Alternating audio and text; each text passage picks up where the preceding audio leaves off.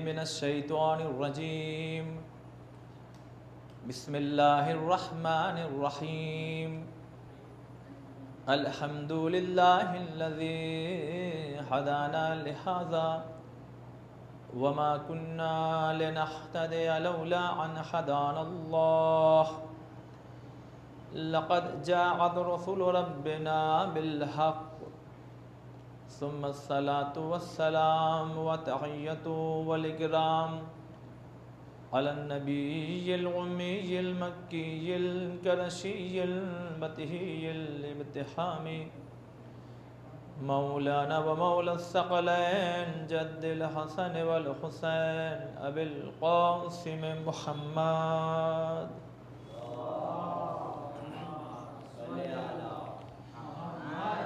وآله الطيبين الطاهرين المعصومين المظلومين المنتجبين المنتخبين أما بعد فقد قال سبحانه وتعالى في كتابه المجيد وقوله الحق بسم الله الرحمن الرحيم إنما يتقبل الله من المتقين صلوات بر محمد وآل محمد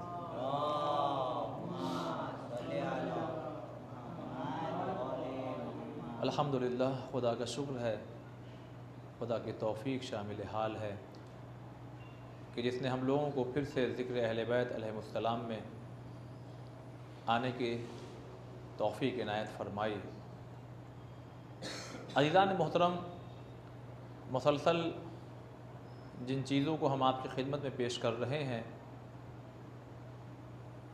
اس کا مقصد یہ ہے کہ ہم خود اپنی زندگی میں جھانک کر کے دیکھیں کہ ہم کیا کر رہے ہیں۔ اسی لیے ہر مجلس میں ہم نے کہیں نہ کہیں علماء کے واقعات کو بیان کیا کہ اہل بیت علیہ السلام کو ہمیں فالو تو کرنا ہے، لیکن مثال ہم نے دی تھی کہ گریجویٹ ہونے کے لیے آپ کو پہلے ہائی اسکول انٹرمیڈیٹ پاس کرنا ہوگا، بنا اس کے پاسبل نہیں ہے۔ لہذا علماء کی سیرت کیا ہے، انہوں نے اپنی زندگی کیسے گزاری، اور بہت گہری بات کہوں آپ کی خدمت میں عزیزان محترم، نہ جانے کتنے واقعات ایسے ہیں کہ جس میں بہت سے علماء کی ملاقات امام سے ہوئی ہے نا، اکثر سنا کرتے ہیں ہم لوگ۔ بہرحال کیسے اس چیز کو پیش کروں کہ کبھی ہمارے دل میں یہ خیال کیوں نہیں آتا کہ ہم سے امام کیوں نہیں ملاقات کرنا۔ یہ واقعی سوچنے کی بات ہے اور دل بھر جاتا ہے، اور یقین پھر ہوتا ہے کہ یقیناً کوئی کچھ یا ہو سکتا ہے بہت ایسے ہم گناہوں میں مبتلا رہے ہیں یا ہوئے ہیں یا ہو رہے ہیں کہ جس کے بنا پر ہم امام سے ملاقات نہیں کر پا رہے ہیں۔ ایک مثال دوں میں آپ کو، مثلا کہیں آپ جائیے پبلک پلیس میں جہاں بھیڑ بہت زیادہ ہو، تو باپ اپنے بچے کی انگلی تھامے رہتا ہے، لیکن اگر وہ باپ اور بیٹے میں جدائی ہو جائے تو ٹھیک ہے، بیٹا پریشان تو ہوگا، لیکن اس سے کہیں زیادہ باپ پریشان ہوگا کہ میرا بیٹا مل جائے، میرا بیٹا مل جائے، دکھائی نہیں دے رہا، دکھائی نہیں دے رہا، دکھائی۔ یہ جو ہماری خواہش ہے نا، کبھی کبھی جو ہمارے اندر ایک کبھی کبھی یہ خواہش پیدا ہوتی ہے کہ مولا سے ملاقات ہو، لیکن یقین مانیے کہ اس سے کہیں زیادہ امام چاہتے ہیں کہ ہم تم سے ملیں، مگر مسئلہ یہ ہے کہ عرفان تم اتنے گنہگار ہو، ہمارے انما کا پہرا لگا ہوا ہے۔ خدا کی قسم یہ محسوس کرنے والی بات ہے۔ امام کیا فرماتے جانتے ہیں میرے چاہنے والوں؟ 1 گھنٹے کی نگاہ نہیں فرماتے، 10 منٹ نہیں، 1 منٹ نہیں، 1 لمحے کے لیے اگر اپنی نگاہ کرم ہٹا لینا تو تم پر اتنی سازشیں ہو رہی ہیں، اتنی نگاہیں ہیں کہ وہ تمہیں برباد کر دیں گے۔ تو اب دل کی گہرائی سے ایک جملہ پیش کروں، جو امام ہم سے ایک لمحے کی نگاہ نہ ہٹا رہا ہو، اس امام کو ہم کتنا یاد کرتے ہیں۔ اس امام کو بھائی سن 60 ہجری میں امام حسین علیہ السلام نے سفر اختیار کیا ہے نا، تو بہت سے لوگ ساتھ میں تھے، گئے، لیکن وہ ایک لمیٹڈ، ایک محدود لوگ ہیں، ایک لمیٹڈ کوانٹٹی ہے. لیکن کیا اس وقت لاکھوں مسلمان نہیں تھے؟ تھے مسلمان. آج بھی کوئی حسین ہے اور کروڑوں مسلمان ہیں. ہر دور کے حسین کو صرف مسلمان نہیں چاہیے، پیور مسلمان چاہیے، ایسا مسلمان چاہیے، ایسا با ایمان چاہیے، ایسا انسان کامل چاہیے کہ جب وقت کے امام پر کوئی حرف آنے لگے یا کوئی تیر آنے لگے تو وہ آگے بڑھ کے کہیں مصلی آپ بچھا کے نماز پڑھیے، تیر ہم روکیں گے. صلوات بر محمد وآل محمد.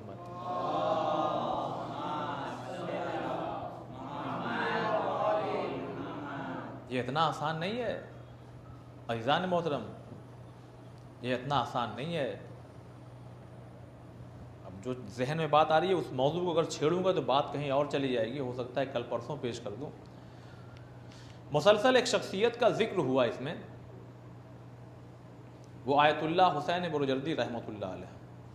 2 دن پہلے کی مجلس میں ہم نے آپ سے یہ عرض کیا تھا کہ جو ماتمی آئے ان کے بدن پر جو خاک لگی ہوئی تھی، جبکہ وہ کربلا کی خاک نہیں تھی، انہوں نے اسے اپنی آنکھ پر لگایا اور 90 سال تک پھر انہیں کبھی بھی چشمے کی ضرورت نہیں ہوئی. تو اس میں تو بہت بڑے پیغامات ہیں، لیکن ہم نے آپ سے وعدہ کیا تھا کہ کچھ ایسی شخصیت کا ذکر کریں گے کہ جن کی بینائی کے سلسلے کی، آنکھ کی روشنی کے سلسلے سے کچھ باتیں بتائی گئی ہیں. انہی میں کل ایک شخصیت کا ذکر آیا تھا، حضرت شیخ عباس قمی رحمۃ اللہ علیہ. بہت بڑا نام ہے، ان کے سلسلے سے ایک گفتگو آئی تھی. وہ خود فرماتے ہیں، لکھتے ہیں کہ سید نعمت اللہ جزائری طالب علم جب تھے، جب ان کا بچپنا تھا، اللہ اکبر، آپ خدا کی قسم علماء کی محنتوں کو محسوس کیجیے. آپ یہ بتائیے، ابھی میں آیا تو چاند دیکھ کے آیا ہوں، کتنی روشنی ہے. ٹھیک ہے بادل ہیں، گھٹائیں ہیں، بارش کا موسم ہے، لیکن سچ بتائیے صحیح سے چاند کی روشنی کب ہوتی ہے؟ 9-10 یعنی 10 تاریخ کے بعد ہی، کہ ایسی روشنی ہو کہ اس روشنی میں انسان آرام سے چل سکے. سید نعمت اللہ جزائری رحمت اللہ علیہ کے بارے میں خود شیخ عباس قمی رحمت اللہ علیہ کیا لکھ رہے ہیں کہ اتنا پیسہ نہیں تھا کہ چراغ خرید سکیں، اور شوق اتنا کہ پڑھنا ہے تو دن میں سورج کی روشنی میں تو پڑھ لیتے تھے. لیکن بھائی انسان کتنا سوئے گا؟ 5 گھنٹہ 6 گھنٹہ. اور رات کتنی ہے؟ کبھی 12 گھنٹے کی، کبھی 14 گھنٹے کی، کبھی 13 گھنٹے کی. تو ابھی کتنا آدمی بستر پر لیٹے اور شوق ہے پڑھنے کا. تو خود شیخ عباس رحمۃ اللہ علیہ لکھتے ہیں ان کے بارے میں کہ جب چاند چمکتا اور اس کی روشنی آتی تو اس کی روشنی میں بیٹھ کر کے وہ کتابوں کو پڑھا کرتے تھے. اب آپ خود سوچئے، ایسی روشنی ہو اور اس میں بھی کوئی مسلسل پڑھے تو اس کی آنکھوں پہ حرف آئے گا اگر لگاتار چجائے کہ چاند کی کیا روشنی اس کی بتائیے. بھائی 13 14 15 16 اگر یہ 5-6 دن ہٹا دیے جائیں، باقی بہت ہلکی روشنی ہوتی ہے. فرماتے ہیں کہ جب آنکھوں کی بینائی کمزور ہونے لگی تو آیت اللہ ان کے سلسلے سے لکھتے ہیں، نعمت اللہ جزائری کے سلسلے سے، کہ انہوں نے خاک شفا، کربلا کی خاک، امام حسین کی قبر کی خاک کو کیا کیا؟ اپنی آنکھوں میں لگایا اور انہیں شفا مل گئی. صلوات پڑھیں بر محمد والے.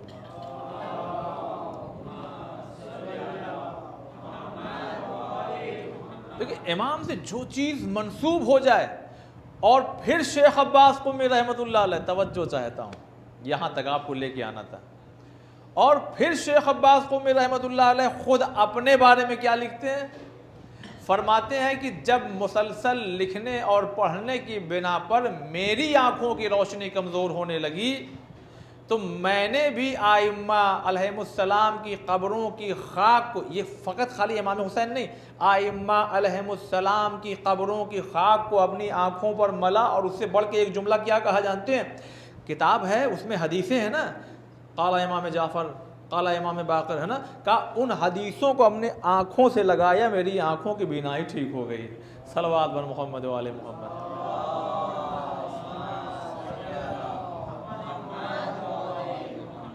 اللہ کی قسم محسوس کیجئے، اللہ اکبر۔ قبر کی خاک نہیں، ان کی حدیثوں کو کسی نے قلم سے لکھ دیا، اور ان حدیثوں کو ہم نے اپنی آنکھوں سے لگایا اور آنکھوں میں روشنی آ گئی۔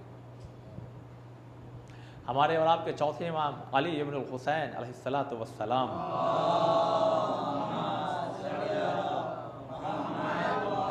ایک بہترین نسخہ دیتے ہیں، اور میں کسی اور کے لیے نہیں، خود میں اپنے لیے کہوں کہ بھئی سن 2008 سے، کیونکہ ویڈیو ایڈیٹر بھی میں رہا اور آج تک ہوں، یعنی جتنے پروگرام میرے ہوتے ہیں وہ میں خود ایڈٹ کرتا ہوں، تو ڈیلی 7-8 گھنٹہ کمپیوٹر کے سامنے بیٹھنا، لیکن خدا کا شکر ہے ابھی تک تو کوئی ایسا فرق آنکھوں میں نہیں نظر آیا۔ اس کی ایک خاص وجہ جو میں جہاں تک سمجھتا ہوں، میں خود اپنے لیے کہہ رہا ہوں،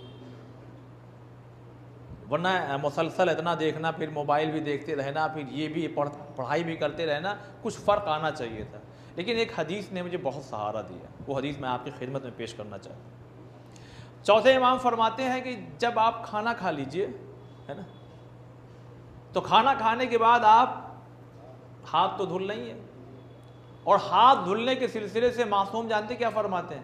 کھانے سے پہلے اگر ہاتھ دھلا اور کھانے کے بعد اگر ہاتھ دھلے تو انسان تم سے غربت کو دور کر دے گا۔ اب اس کو، اب چونکہ اللہ کا شکر ہے BSc سے ہم گریجویٹ ہیں، میڈیکل سائنس سے تھوڑا سا ٹچ بھی رہا ہے، اب اس کو ایکسپلین کریں گے تو کافی وقت لگے گا، بس خالی یہ اشارہ کہے گزر جاؤں، ہاتھ نہیں دھلے، گندگی گئی پیٹ میں گئی، بیمار ہوئے، 1000 جو ہے ڈاکٹر کو دے کے چلے آئے، تو کہیں نہ کہیں انسان، تو بہت سی چیزیں ہیں۔ چوتھے امام کیا فرماتے ہیں کہ جب آپ کھانا کھا چکے ہو نا، تو آج کا دور کیا ہے، کبھی کبھی آدمی ٹیشو پیپر اور بڑی نزاکت کے ساتھ، وہ سب ٹھیک ہے، کہیں کہیں حالات مجبوری وہ بات الگ ہے، آپ کہیے واش بیسن کہاں ہے بتائیے ہم کو ہاتھ دھلنا ہے، اس لیے کہ یہ حکم ہمارے امام نے دیا ہے۔ آج کا دور کچھ بھی ہو، آنے والا دور کچھ بھی آئے، امام کیا کہہ رہے ہیں، ہمیں سر فہرست وہ دیکھنا ہے۔ ہاتھ دھلیے، اب بہت توجہ، ہاتھ دھلنے کے بعد چوتھے امام فرماتے ہیں اس تری کو جو آپ کے ہاتھوں میں، اس کو اپنی آنکھوں پر مل لیجئے کھانا کھانے کے بعد، تو کیا ہوگا مولا؟ کہ اس سے آنکھوں کی روشنی برقرار رہے گی۔ اگر ہم کہتے ہیں کہ چشمہ لگ بھی گیا ہے تو بھی یہ عمل مسلسل کرتے رہیے، اس لیے کہ کم سے کم جہاں پر آنکھوں کی بینائی آ کر کے اس وقت ہے، کم سے کم یہی برقرار رہے۔ بھئی 0.5 ہے تو کہیں 1 نہ ہو جائے، کہیں 2 نہ ہو جائے پاور، کہیں اور زیادہ آپ کو لینس نہ اس میں ڈلوانا پڑے، کم سے کم جہاں ہے وہیں تو رک جائے۔ اور بس دیکھیے یہ جو راستہ ہے وہ عقیدت سے بھرا راستہ ہے۔ اگر کبھی خدا کی قسم ٹوٹ کر کے وہ کیفیت بس آ جائے، وہ کیفیت آ جائے کہ انسان اس کیفیت سے اسی پانی کو لگائے اور وہ کیفیت، اور دعا کر لے کہ پروردگار اور بہتر روشنی ہو جائے، میں یقین سے کہہ رہا ہوں کہ بس وہ کیفیت آنے کی دیر ہے اور آنکھوں کی روشنی بڑھے گی، کیونکہ یہ راستہ جو ہے نا وہ فارمیلٹی والا نہیں ہے، خلوص والا۔ یہی وجہ ہے یہاں رہ کے عزا خانے میں بیٹھ کر کے، یہ قبر تو نہیں ہے مولا کی، ہے قبر نہیں ہے، وہاں کی ایک مٹی تک نہیں ہے، لیکن کیا وجہ ہے کہ دعائیں یہاں قبول ہوتی ہیں؟ ہمارے دل میں حسین رہتے ہیں۔ بس دل کی گہرائی سے آپ پہنچیے، ضروری نہیں ہے کہ انسان وہاں جا کے دعا کرے اور اس کی قبول ہو سکتا ہے یہاں رہ کے تم ٹوٹے ہوئے دل کے ساتھ حسین کو پکارو اور دعا قبول ہو۔ لہذا بہت سیریس لینا چاہیے ان چیزوں کا، اور شروع سے ہم کہہ رہے ہیں آئمہ علیہم السلام، کربلا کے شہداء، اہل بیت علیہم السلام کے بارے میں بہت محتاط رہنا چاہیے۔ ہم کیا بول رہے ہیں، کس کے بارے میں بول رہے ہیں، کیوں بول رہے ہیں، کہاں بول رہے ہیں، ہمیشہ ہوش میں رہنا چاہیے۔ دوسری مجلس میں ہم نے ذکر کیا تھا اور مسلسل ان کا ذکر آ رہا ہے، آیت اللہ حسین بروجردی رحمۃ اللہ علیہ یوں ہی داخل ہوئے، ان کے بارے میں کئی چیزیں ہم نے بیان کی. انہوں نے مصائب اس لیے پڑھا کہ خواب دیکھا تھا. لیکن آج ایک چیز سنیے آپ، خدا کی قسم، جیسے ہی داخل ہوئے نا بہت سے لوگ تھے. تو کبھی کبھی کیا ہوتا ہے، خود ہمارے ساتھ بھی ہوا ہے اور دیگر علماء ہے نا، کبھی کبھی ہوتا ہے کہ بھائی کوئی عالم دین آ رہا ہے تو مجمع میں سے کوئی ایک شخص کیا کہتا ہے کہ فلاں عالم کے لیے، ان کی صحت کے لیے کیا بآواز بلند صلوات اور دیگر تمام چیزیں ہے نا، کہتا ہے نا ان کی صحت کے لیے یہ جیسے ہی داخل ہوئے تو کسی نے یہ جملہ کہہ دیا، اس پر توجہ دیجیے، یہ جملہ کا سلامتی امام زمانہ علیہ السلام. اور دیکھیے بھائی الگ الگ اگر صلوات پڑھواتا نا تو بات الگ تھی، اسی میں انہوں نے کیا کہہ دیا، اور بروجردی ان کے لیے نہیں، آیت اللہ حسین بروجردی کے لیے بآواز بلند نعرے ایسے کہہ دیا ہوں. جہاں تھے وہیں رک گئے اور وہیں سے واپس ہو گئے، اور عصا ہاتھ میں تھا. اس عصے کو جیسے نا مثلا وہاں سے وہ آ رہے تھے اور درمیان میں بھی پہنچے اور ادھر سے کسی نے یہ جملہ کہا، وہیں سے واپس پلٹے، دروازے پہ جا کے عصے کو، دیکھیے یہ ہم اور آپ نہیں ہیں، ایک بڑی شخصیت ہے، انہوں نے عصے کو دروازے پہ اتنی تیز مارا کہ پورا مجمع ایک دم کیا ہو گیا ان کو. اب ظاہر سی بات لوگ دوڑے، حضور کیا مسئلہ ہے، کیا ہوا؟ کہ پہلے اس جاہل کو باہر نکالو. غیظ غصے میں آ گئے، کہا پہلے اس کو باہر نکالو. کہا کیوں، ہوا کیا؟ عقل نہیں اس کو، کہاں امام اور کہاں میں حقیر، مجھے ملا رہا ان سے. خدا کی قسم علماء بتائیں گے کہ ہمیں امام کو، ائمہ کو کیسے ماننا ہے. کہاں امام اور کہاں میں نہیں اندر آؤں گا جب تک کہ وہ باہر نہ نکل جائے. اس کا مطلب یہ نہیں کہ بھگا رہے ہو، یہ کبھی کبھی نا بتانا ہوتا ہے کہ سمجھو مقام کیا ہے، اہل بیت علیہم السلام کا مقام کیا ہے، اس میں کسی بھی اس طرح سے آپ نہیں ملا سکتے. ہوش میں رہنا چاہیے، ہم کیا بول رہے ہیں، کس کے لیے بول رہے ہیں. عزیزان محترم، کتاب جہاں تک مجھے یاد آ رہا قمر بنی ہاشم کس کی ہے؟ علامہ ذیشان جوادی رحمۃ اللہ علیہ. اس میں انہوں نے ایک واقعہ لکھا کہ ایسے ہی ایک مجتہد تھے، کوئی عالم تھے، انہوں نے ایک بات کہی کہ مولا عباس کے علم فقہ کے بارے میں بہت کچھ ملتا نہیں ہے.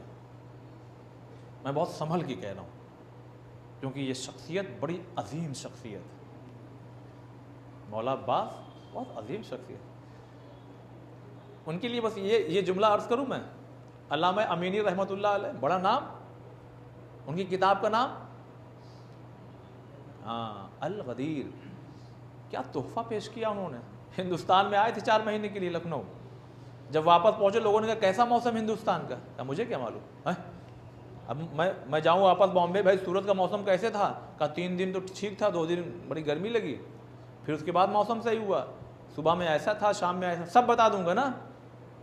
ان سے پوچھا گیا، کہا مجھے کیا معلوم؟ کہا کیوں؟ کہا صبح میں لائبریری جاتا تھا، رات میں واپس آتا تھا، تو مجھے کیا معلوم. یہ علامہ امینی رحمۃ اللہ علیہ. میں واپس آ رہا ہوں جہاں سے میں نے گفتگو کو روکا. جب بیمار ہوئے تو حالت یہ تھی کہ اٹھ نہیں پا رہے تھے. آخری وقت جب قریب آیا تو بیمار جب ہوئے نا تو وہ کیفیت کہ اٹھ نہیں پا رہے تھے، اتنی طبیعت خراب ہو. اسی میں ایک صاحب امامہ، بہت سے لوگ آئے ہیں ملاقات کے لیے، تو انہوں نے آ کر کے ایک سوال کیا، بہت توجہ سنیے گا.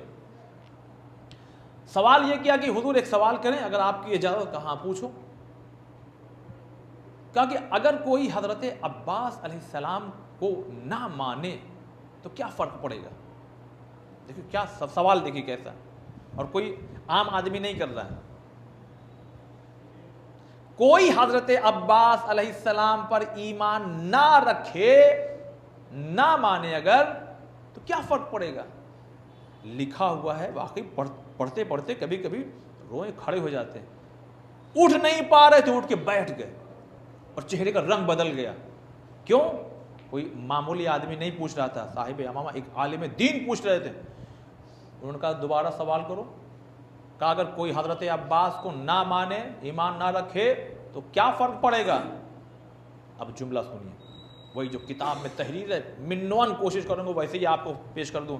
فرماتے ہیں علامہ امینی رحمت اللہ علیہ کہ سنو، تم حضرت عباس کی بات کرتے ہو، کوئی مجھ امینی کے جوتے کے فیتے سے، اس پہ جملے پہ غور کیجئے گا جو کتابوں میں، اگر کوئی میرے جوتے کے فیتے سے اس لیے محبت نہ کرے کہ میں عباس کا غلام ہوں تو ایسے لوگوں کو خدا جہنم میں منہ کی بل ڈال دے. اور تم عباس کے بارے میں بات کر رہے ہو، میں ان کا ایک ادنا سا غلام ہوں. اگر کوئی میرے جوتے کے فیتے سے محبت نہ کرے تم عباس کی بات کرتے. بہت خدا کی قسم بہت.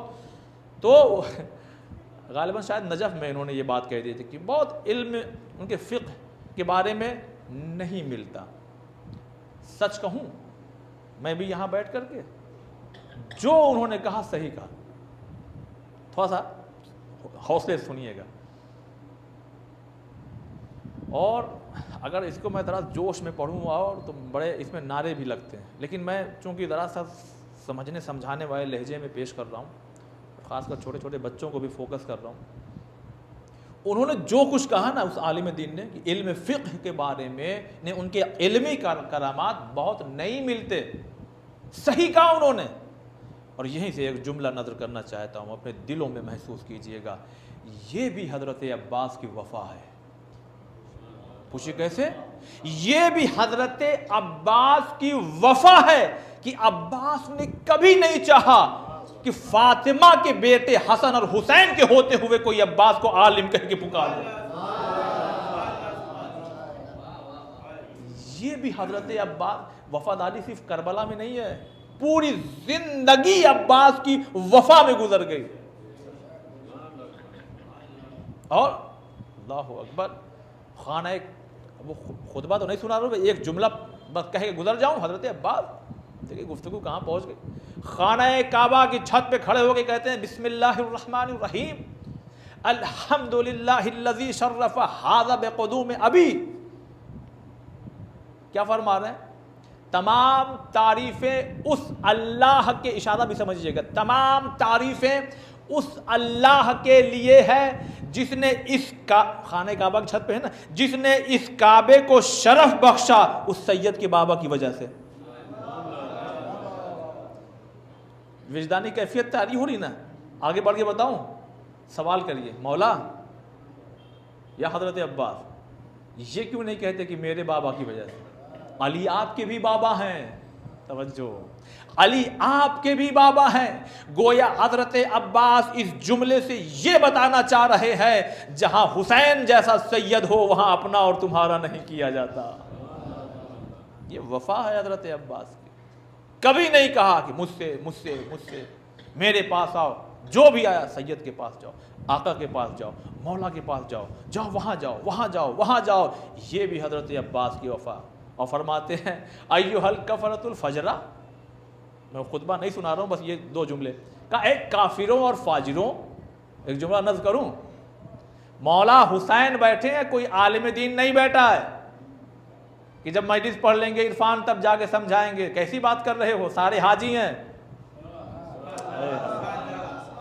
کیسی بات کر رہے تھے آپ عرفان بھائی؟ ارے سارے حاجی ہیں وہاں پہ، احرام پہنے ہوئے ہیں، 8 ذی الحجہ کا دن ہے، کون اس میں کافر اور فاجر ہے؟ لیکن حسین کا خاموش رہنا بتا رہا ہے عباس جو کہہ رہے ہیں صحیح کہہ رہے ہیں. اے مولا عباس کیوں کہہ رہے ہیں؟ کہا حسین کو چھوڑ کے طواف کرو گے تو مسلمان نہیں کہلاؤ گے. صلوات بر محمد و آل محمد.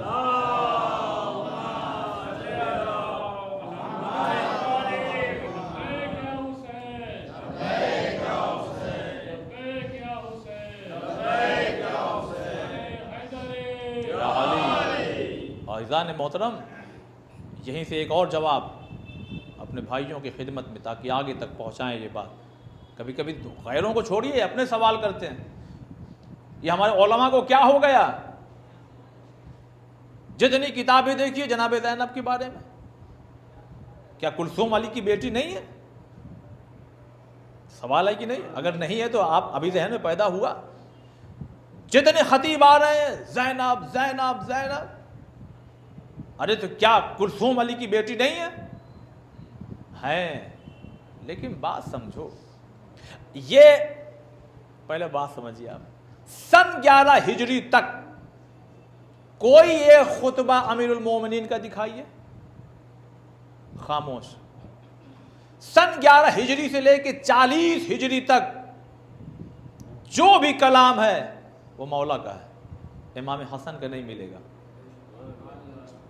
سن 40 سے 50 ہجری تک اب جو بھی کلام ہے، جو بھی گفتگو ہے وہ مولا حسن کی ہے، جبکہ امام حسین امام ہیں۔ سن 50 ہجری سے لے کے سن 61 ہجری تک 10 محرم عصر عاشور تک اب جو بھی گفتگو ہے وہ حسین کی ہے، سید سجاد کی نہیں ہے۔ نہیں کچھ سمجھے آپ؟ یعنی یہ اہل بیت کے گھرانے کی تہذیب ہے کہ انہوں نے یہ ادب ہم تک پہنچایا ہے کہ جب بڑے موجود ہو نا تو چھوٹوں کو خاموش رہنا چاہیے، علم ہونے کے باوجود بھی۔ اور یہیں سے ایک جملہ میں کہہ دوں، بات آ گئی ہے عزیزان محترم، وہ جو عالم دین نے کہا نا بالکل صحیح کہا، لیکن جواب یہی ہے، اس کا مطلب یہ نہیں کہ عباس علمی میدان میں آگے نہیں تھے۔ سینے پہ ہاتھ رکھ کے بتائیے کہ عباس کو موقع کب ملا؟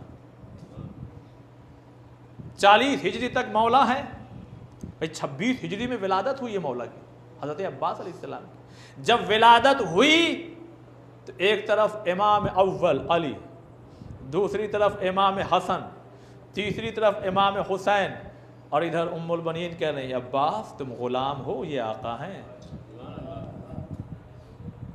خیال رکھنا ہمیشہ، یہ غلام ہے، فاطمہ کی بیٹی ہیں، سید ہیں، خیال رکھنا۔ امام حسین 61 ہجری عصر عاشور کے بعد شہید ہو رہے ہیں، ان سے پہلے حضرت عباس شہید ہو گئے، تو کب موقع ملا؟ لہذا پوری زندگی غلامی میں گزار دی۔ ہم سے نہ پوچھو، ہم سے نہ پوچھو، ہم سے نہ پوچھو، سید کے پاس جاؤ، ایسا نہیں ہے۔ کچھ حدیثیں ہیں، کچھ باتیں آئی ہیں، اور یہ خطبہ بتا رہا ہے حضرت عباس کا خانہ کعبہ کی چھت پہ کھڑے ہو کر کے وقت کے حسین کی موجودگی میں کہ جو بھی عباس کہہ رہے ہیں وہ سب سچ کہہ رہے ہیں، ورنہ یہ امام ہیں۔ اگر ذرہ برابر بھی کوئی اگر کمی ہوتی تو حسین وہیں روکتے، عباس کیا کہہ رہے ہیں؟ لیکن وقت کے حسین علیہ السلام کا خاموش رہنا بتا رہا ہے عباس جو کہہ رہے ہیں وہ صحیح کہہ رہے ہیں۔ اب جو یہ لوگ سوال کرتے ہیں، جو مولانا آیا جناب زینب، جو کتاب مارکیٹ میں آئی جناب زینب، تو بس یہیں سے جواب بھی حاضر کرنا چاہتا ہوں۔ یہ اہل بیت کی گھرانے کی یہ تہذیب ہے کہ جب بڑے موجود ہوتے ہیں تو چھوٹے خاموش رہتے ہیں۔ اس کا مطلب یہ نہیں ہے کہ چھوٹوں کو آتا نہیں ہے۔ زینب کو دیکھتے جاؤ، کلثوم کو سمجھتے جاؤ۔ صلوات بر محمد و آل محمد۔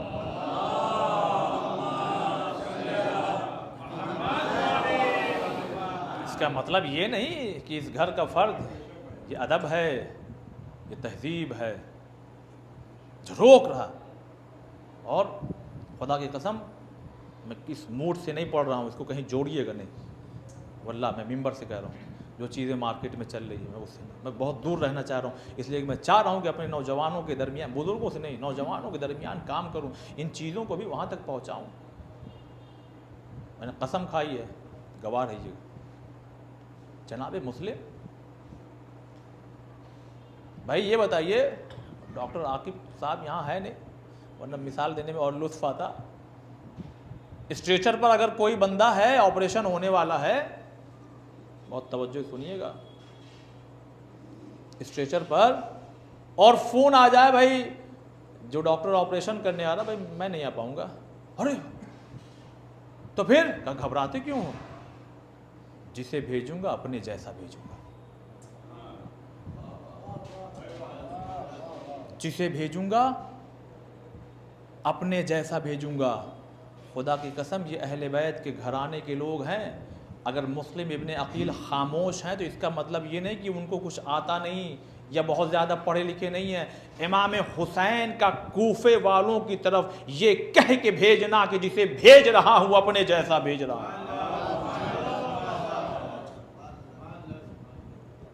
کیا کہیں گے آپ؟ اور چھٹے امام کیا کہہ رہے ہیں؟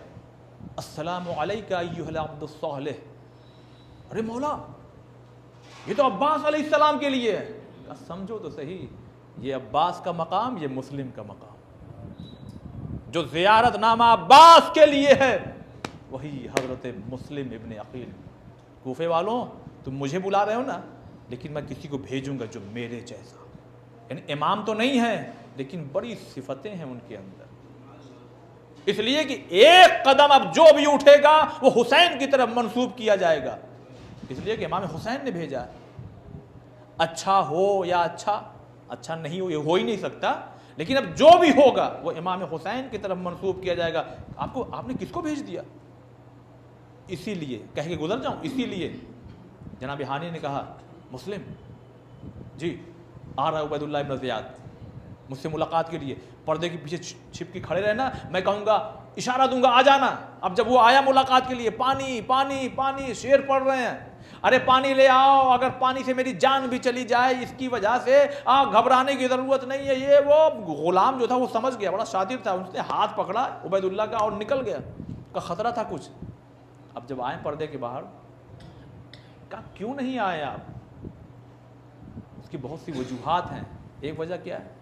مجھے حسین نے بھیجا ہے، اگر میں قتل کروں گا تو یہ بات صرف مجھ تک نہیں رہے گی کہ پیچھے سے مہمان پر وار کر دیا گیا، یہ بات حسین تک ملائی جائے گی کہ جب یہ ایسے ہیں تو حسین بھی تو ایسے ہی ہوں گے۔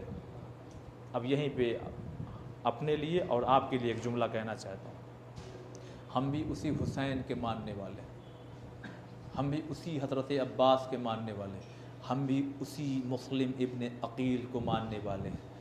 ہوش میں سمجھ کے باہر آئیے اور جائیے اور کلام کیجئے، ورنہ دوسری اقوام قومیں دیکھیں گی وہ یہی کہیں گے جب یہ ایسے ہیں تو ان کے امام کیسے ہو۔ یہ امام نے خود کہا ہے ایسے رہنا کہ ہمارے لیے زینت بننا، کہ جہاں سے گزر جاؤ لوگ کہیں کہ جب یہ ایسا ہے تو ان کا امام کیسا ہوگا۔ صلوات بر محمد و آل محمد۔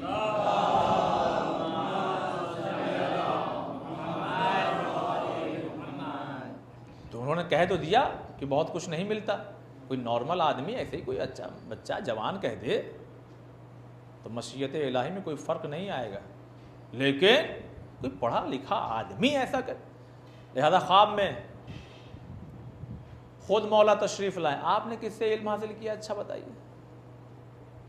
اب یہ تھوڑا سا خطابت کے انداز میں پڑھ رہا ہوں، آپ نے کس سے علم حاصل کیا؟ کہا فلاں ابن فلاں۔ کہا اچھا ان کا استاد کون ہے؟ کہا فلاں ابن فلاں۔ کہا ان کا استاد کا ہوتا؟ کہا فلاں ابن فلاں۔ تو ایک سلسلہ ہوتا نا بھائی، سستانی صاحب کا کوئی استاد، ان کے استاد، ان کے استاد، ان کے استاد، ایک سلسلہ ہے۔ تو جواب جانتے کیا دیا گیا؟ جو اتنے ذرائع سے جو علم تم تک پہنچا ہے اس کو حاصل کر کے تو تم اپنے آپ کو عالم دین کہلا رہے ہو، اور میں نے تو اپنے بابا علی کی زبان چوسی ہے۔ اچھا اگر یہی بات کہہ کے اور تقریر کو ختم کر دوں تو بات ادھوری رہ جائے گی۔ اس گھرانے کے جب جھولے کی تاثیر یہ ہے کہ فطرت کو بالوں پر مل جائے، تو زبان کی تاثیر، زبان کی تاثیر خدا کی قسم محسوس کیجئے۔ 14 ستارے اٹھائیے، وہی قمر بنی ہاشم اٹھائیے، نقوش عصمت اٹھائیے، دیگر جتنی کتابیں لکھی گئی ہیں ائمہ علیہ السلام پہ، تو یہ واقعہ آپ کو ضرور مل جائے گا۔ 10ویں امام ہیں، ابو ہاشم نے دیکھا کہ کوئی بالکل بدلا ہوا چہرہ اور دوسرے عجیب لباس میں امام سے گفتگو کر رہا ہے، مگر ان کو سمجھ میں نہیں آ رہا۔ بھئی ابھی آپ لگیں گجراتی میں بات کرنے، تو اب چونکہ اتنا آنا جانا ہو گیا ہے کہ تھوڑا سا 20-30% شاید ہم سمجھ لیں، مگر مکمل نہیں سمجھ۔ لیکن جب فرسٹ ٹائم آیا تو ہم کو یہ بھی نہیں معلوم کہ 6 کا مطلب کیا ہوتا ہے نا۔ اب ان کو کچھ سمجھ ہی نہیں آ رہا، ان کو دیکھ رہے ہیں، پھر امام کو دیکھ رہے ہیں، ان کو دیکھ رہے ہیں۔ جب یہ چلے گئے، اور یہیں سے ایک جملہ پیش کروں، یہ ہماری اور آپ کی خوش نصیبی ہے کہ خدا کی قسم ہم انہیں امام مانتے ہیں جو دنیا کی ہر زبان کے جاننے والے ہیں۔ تو اب ابو ہاشم آگے بڑھے اور آگے بڑھنے کا بات کہتے ہیں مولا یہ کون؟ کہ یہ سندھ سے آیا تھا۔ سندھ ہندوستان کا حصہ تھا جو بٹوارے کے بعد ادھر گیا۔ پہلے کیا تھا؟ جنگ آزادی سے پہلے کیا تھا سب؟ یہ ہندوستان تھا۔ یعنی یہ کہاں سے آیا تھا؟ ہندوستان سے۔ کہا مولا آپ ہندی بھی جانتے ہیں؟ کہ وہ امام ہی کیا جو لوگوں کی زبان نہ جانتا ہو؟ وہ امام ہی کیا جو لوگوں کی زبان نہ جانتا ہو؟ دیکھیے ایک بات میں اور آپ سے کہہ دوں، اتنے آرام سے پڑھ رہا ہوں، اس کے بعد بھی آپ سبحان اللہ کہہ رہے ہیں، مجھے بڑی خوشی ہو رہی ہے۔ صلوات بر محمد والے میں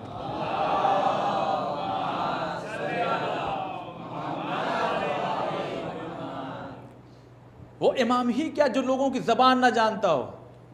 اور پھر ایک چیز کا اور اظہار کیا، امام صرف زبان نہیں، دلوں میں چلنے والے احساسات پر بھی نگاہ رکھتا ہے۔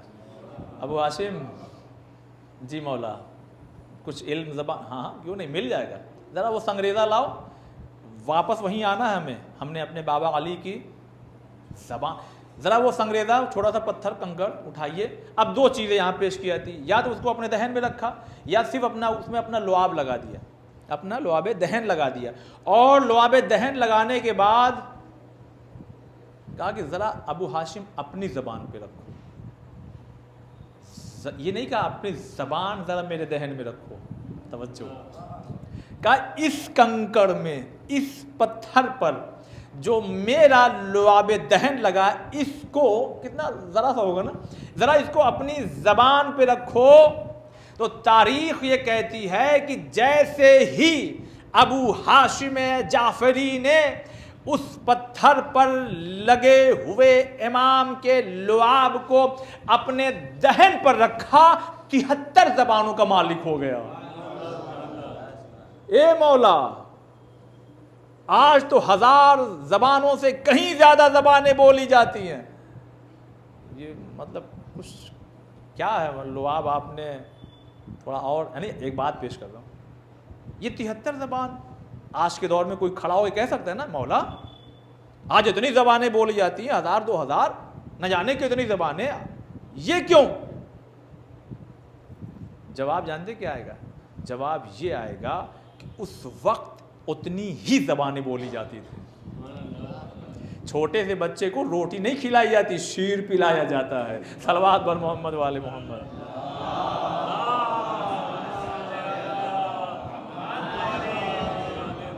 اب نہ ہم لوگ کتنا سنتے ہیں، آبشار ہے، مولا کہہ رہے ہیں میں شہر روشن کر دوں، اور حضور کہہ رہے ہیں کہ یہ ناخن میں جو ہے وہ اس میں شیطان بیٹھا ہوا۔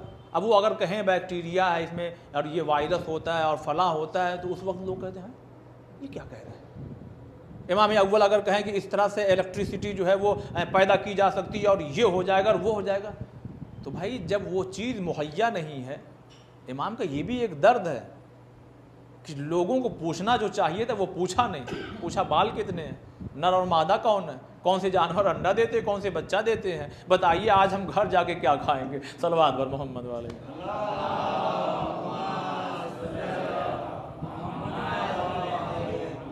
میں نے پڑھا کنویں میں اپنا سر ڈال کر کے، سلمان میرے سینے میں جو علم جوش مار رہا ہے میں کس کے سینے میں اتاروں؟ یہ ایک درد ہے امام علی کا، مصائب سے کم نہیں ہے۔ میں آپ اشارہ کروں، آپ اگر قوم کے لیے، اپنی فیملی کے لیے، اپنے رشتہ داروں کے لیے، بہت گہری بات پیش کرنے جا رہا ہوں، اگر کچھ آپ کرنا چاہ رہے ہوں اور وہی لوگ اگر پلٹ کر کے آپ کو کبھی طنز، ٹون، تانا، کام میں رکاوٹ، ساتھ نہ دینا، خدا کی قسم آپ کی بھی یہی حال ہوگی، میں جس کے لیے اتنا سب کچھ کرنا چاہتا ہوں یہی ساتھ نہیں دے رہا۔ اس جناب سلمان سے امام نے اپنا درد بیان کیا ہے۔ مصائب، یہ مصائب ہے مگر اتنا سخت نہیں ہے کہ سر پہ ضربت لگی، اس گھر میں جو بھی ہے وہ شہید ہو رہا ہے۔ مصائب علی کا یہ ہے کہ جو پوچھنا تھا لوگوں نے پوچھا نہیں، جس مقصد کے تحت مجھے عرش کی بلندیوں سے فرش تک بھیجا گیا، پوچھو نا، یہ علی کا یہ مصائب ہے، پوچھو تو صحیح۔ تم پوچھتے ہو بال کتنے ہیں، آپ کے بابا جنت میں جائیں گے کہ معاذ اللہ جہنم میں جائیں؟ یہ کوئی سوال ہے تمہارا؟ پوچھو نا، لیکن نہیں پوچھا لوگوں. لیکن جو موقع ملا امام نے اشارہ دے دیا، اپنی طرف سے نہج البلاغہ جیسی کتاب ہم تک آ گئی. عزیزان محترم، اہل بیت علیہم السلام آئمہ نہیں خالی، اس گھر کا ہر فرد،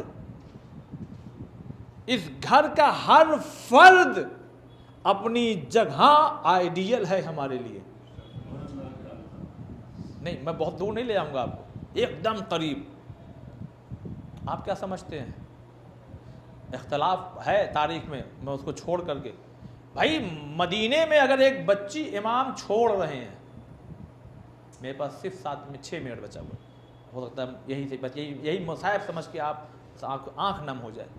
اگر امام حسین کسی بچی کو چھوڑ رہے ہیں تو ریزن یہ بتایا گیا کہ شہزادی سے صورت ملتی تھی، بس یہی وجہ. علماء کیا کہتے ہیں؟ اور بھی وجوہات ہیں. کیا ہے مولا؟ کہا کہ تاکہ جب میں چلا جاؤں نا تو یہ بچی چیخ کے کہے ہائے میرا بابا حسین، ہائے میرا بھیا علی اکبر، تاکہ مدینے والے اگر ذرا سا ان باتوں کو بھولنے لگے کہ حسین کہاں گئے ہیں تو اس بچی کے رونے کی وجہ سے یہ سوال پیدا ہوگا کہ ارے حسین کا کیا ہوا. توجہ دیجئے اس پہ، آپ سوچئے ذرا. میں نے کیوں کہا کہ صرف آئمہ کی بات نہیں کر رہے ہیں، صرف کربلا کے شہداء کی بات نہیں کر رہے ہیں. کوئی کام آپ بیٹھ کر کے اکیلے نہیں کر سکتے ہیں جب تک کہ آپ کے ساتھ کام کرنے والے لوگ نہ ہوں. جو شہید ہوئے کربلا میں ان کا مقام کیا ہے، اور جو کوفے میں شہید ہوئے ان کا مقام کیا ہے، اور جو مدینے میں رہ گئے ان کا مقام کیا ہے، کون طے کرے گا؟ کون طے کرے گا؟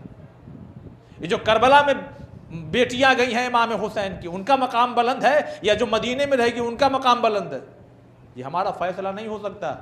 امام حسین کا ہر فرد اب جہاں پر ہے سن 60-61 ہجری کا یہ جو ڈیوریشن ہے نا آپ کا، یہ آپ دیکھیے غور سے کہ یہ جو 4-6 مہینے کا ہے ڈیوریشن، اس میں حسین کی فوج کہاں کہاں لگی ہے. مدینے میں بھی لگی ہے، مکے میں بھی لگی ہے، کربلا میں لگی ہے، اور شام میں ہمیشہ کے لیے فوج کے طور پر اگر کسی کو حسین لے آ رہے کا سکینہ مدینے واپس نہیں آنا، وہیں تمہارا قیام رہے گا. اب تمہارا قیام کیوں؟ کیسے پیش کروں؟ افریقہ کبھی جاتے ہیں زیارت کے لیے کہیں؟ کیوں جائیں گے؟ امریکہ میں جاتے ہیں کبھی زیارت کے لیے؟ کہا نہیں، گھومنے جاتے ہیں وہاں. تو یہ شام کاہے لیے جاتے ہیں آپ؟ ہر فرد حسین کا سپاہی ہے. اگر یہ بچی رو رہی ہے آج مدینے میں تو امام ہے. کوئی کہیں ایسا نہ ہو، دشمن بھی ہے نا مدینے میں، خالی دوست تو ہے نہیں، دشمن بھی ہے نا. ایسا نہ ہو کہ اس بچی کے رونے کی وجہ سے جو احتجاج ہو رہا ہے، جس کی وجہ سے لوگوں کے ذہنوں میں یہ بات پیدا ہو رہی ہے کہ حسین کہاں گئے، حسین کا کیا ہوا، ان کے مشن کا کیا ہوا، کہیں ایسا نہ ہو کہ اس احتجاج کو خاموش کرنے کے لیے کوئی آگے بڑھے تو ایک بہادر کو بھی چھوڑ کے جائیں گے. عبداللہ تم مدینے میں رہنا. بچی ہے، کم سن سی بیٹی ہے، ایک سایہ بھی چاہیے جو اپنے سینے سے لگا کے پیار کرے. ام المومنین جناب ام سلمہ، آپ یہیں رہیے، میری بچی کی حفاظت کیجیے. حسین جا رہے ہیں، مدینے والوں گھبرانا نہیں. بس یہی مصائب ہے عزیزان محترم. مدینے والے گھبرانا نہیں، کوئی مسئلہ اگر درپیش آ جائے. کہا مولا آپ تو جا رہے ہیں، محمد حنفیہ ہیں، پوچھ لینا ان سے، ان کے پاس چلے جانا. اور سکینہ تمہیں ہمارے ساتھ چلنا ہوگا. کیوں بابا؟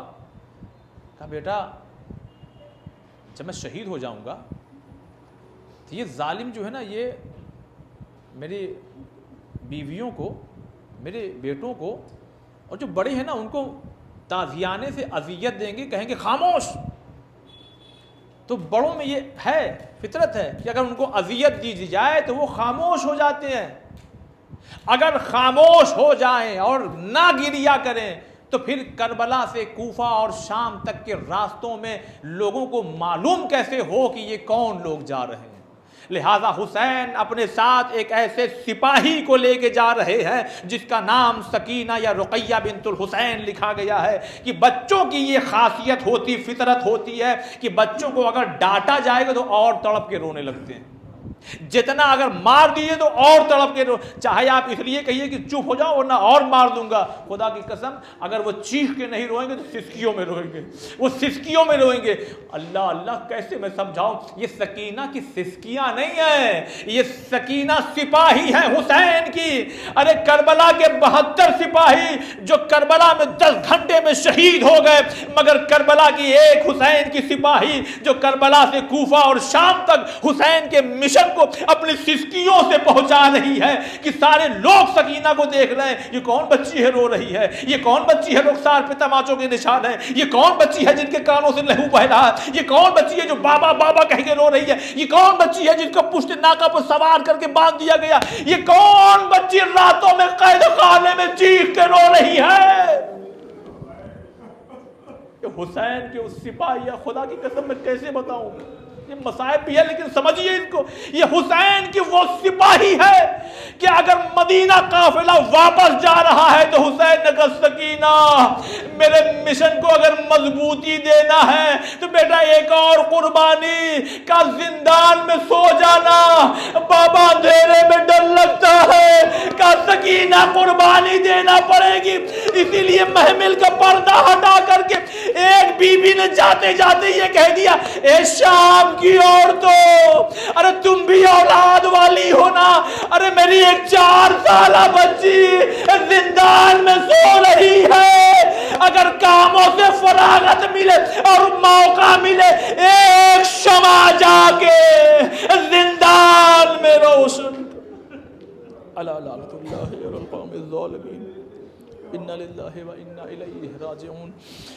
خدایا ہماری اس مختصر سی عبادت کو قبول فرما، پریشان حال کی پریشانیوں کو دور فرما، اللہ ہم تمام لوگوں کو جلد سے جلد کربلا کی زیارت نصیب فرما۔